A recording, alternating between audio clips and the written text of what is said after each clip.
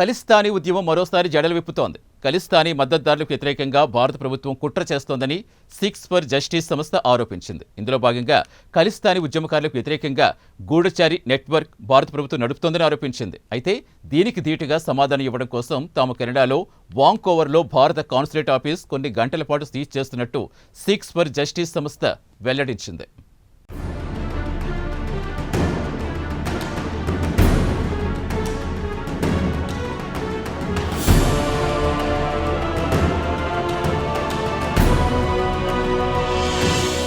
Six for justice, దీనిని SFJ అని కూడా అంటారు. ఖలిస్తానీ ఉద్యమానికి సంబంధించిన సంస్థ ఇది. కొంతకాలంగా ఖలిస్తానీ ఉద్యమం చప్పబడింది. అయితే ఇప్పుడిప్పుడే మరోసారి పుంజుకోవడానికి విఫల యత్నాలు చేస్తోంది. ఈ సందర్భంగా భారత ప్రభుత్వంపై సిక్స్ ఫర్ జస్టిస్ సంస్థ నిప్పులు చెరిగింది. తమ పోరాటాన్ని దెబ్బతీయడానికి భారత ప్రభుత్వం కుట్రలు చేస్తోందని సిక్స్ ఫర్ జస్టిస్ సంస్థ ఆరోపించింది. ఇందులో భాగంగా ఖలిస్తానీ ఉద్యమకారులకు వ్యతిరేకంగా గూఢాచారి నెట్వర్క్ను భారత ప్రభుత్వం నడుపుతోందని సిక్స్ ఫర్ జస్టిస్ సంస్థ ఆరోపించింది. ఇది ఇందుకు ధీటుగా సమాధానం ఇవ్వాలని తాము డిసైడ్ అయినట్టు ఈ సంస్థ పేర్కొంది.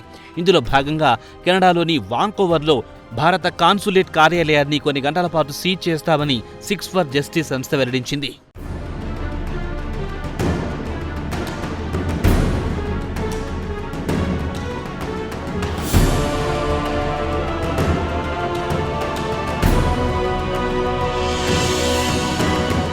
కాగా ఈ సందర్భంగా కెనడా మాజీ ప్రధాని జస్టిన్ ట్రూడో ప్రస్తావన తీసుకొచ్చింది సిక్స్ ఫర్ జస్టిస్ సంస్థ. కాగా ఖలిస్తానీ ఉద్యమకారుడు హర్దీప్ సింగ్ నిజ్జార్ హత్య కేసులో కొంతమంది భారతీయ అధికారుల ఏజెంట్ల హస్తం ఉందని కొన్నేళ్ల కిందట కెనడా మాజీ ప్రధాని జస్టిన్ ట్రూడో ఆరోపించారు. 2023లో హర్దీప్ సింగ్ నిజ్జర్ హత్య జరిగింది. అంతే పరోక్షంగా జస్టిన్ ట్రూడో ఆరోపణలో వాస్తవం ఉంది అనే అర్థంలో సిక్స్ ఫర్ జస్టిస్ సంస్థ ఆరోపించింది. కాగా హర్దీప్ సింగ్ నిజ్జర్ తర్వాత భారత్ కెనడా మధ్య దౌత్య సంబంధాలు దెబ్బతిన్నాయి. ఇదిలా ఉంటే ఈ సందర్భంగా కెనడాలో భారత నూతన హై కమిషనర్ గా నియమితులు కాబోతున్న దినేష్ పట్నాయక్ ఫోటోను సిక్స్ ఫర్ జస్టిస్ సంస్థ విడుదల చేసింది. కెనడాలో హిందుత్వ టెర్రర్ న్యూ ఫేస్ అని సదరు ఫోటో కింద సిక్స్ ఫర్ జస్టిస్ సంస్థ పేర్కొంది.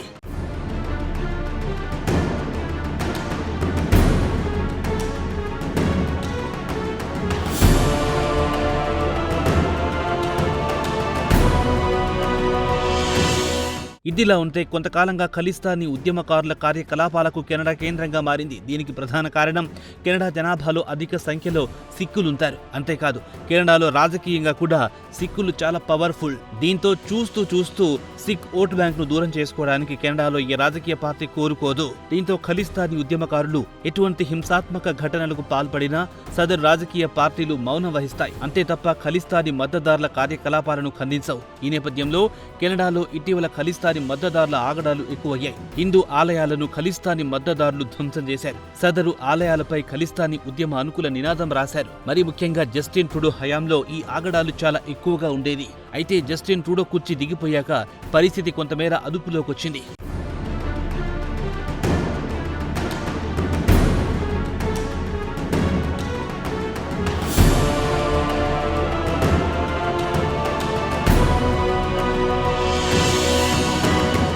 వాస్తవానికి ఖలిస్తానీ అంటే పవిత్రమైన భూమి అని పంజాబీలో అర్థం. సిక్కులకు ఒక ప్రత్యేక దేశం కావాలన్నదే ఖలిస్తానీ ఉద్యమ అసలు లక్ష్యం. ఈ లక్ష్యం కోసం అనేక సిక్కు సంఘాలు పోరాటాలు చేశాయి. ఈ సందర్భంగా చాలాసార్లు హింస చెలరేగింది. అప్పటి నుంచి ఖలిస్తానీ ఉద్యమం అనేక మలుపులు తీసుకుంది. కాగా 1970-80ల ప్రాంతంలో ఖలిస్తానీ ఉద్యమం తీవ్ర స్థాయికి వెళ్ళింది.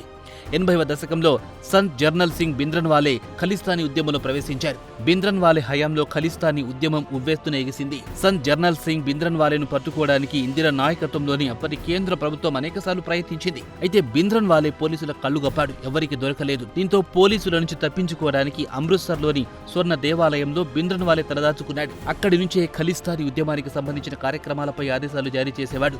స్వర్ణ దేవాలయంలోని కూర్చొని ఆయన చక్రం తిప్పేవాడు. ఈ నేపథ్యంలో ఆపరేషన్ బ్లూ స్టార్ కు కేంద్ర ప్రభుత్వం రంగం సిద్ధం చేసింది.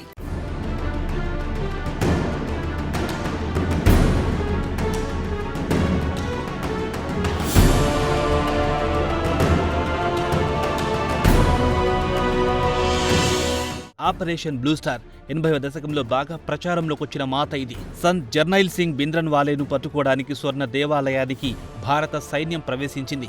ఇదే ఆపరేషన్ బ్లూ స్టార్ గా పాపులర్ అయింది. 1984 జూన్ 1 నుంచి 10వ తేదీ వరకు ఆపరేషన్ బ్లూ స్టార్ జరిగింది. ఇందులో భాగంగా అదే ఏడాది జూన్ 6వ తేదీన జర్నైల్ సింగ్ భింద్రన్వాలేను భారత సైన్యం మట్టుబెట్టింది.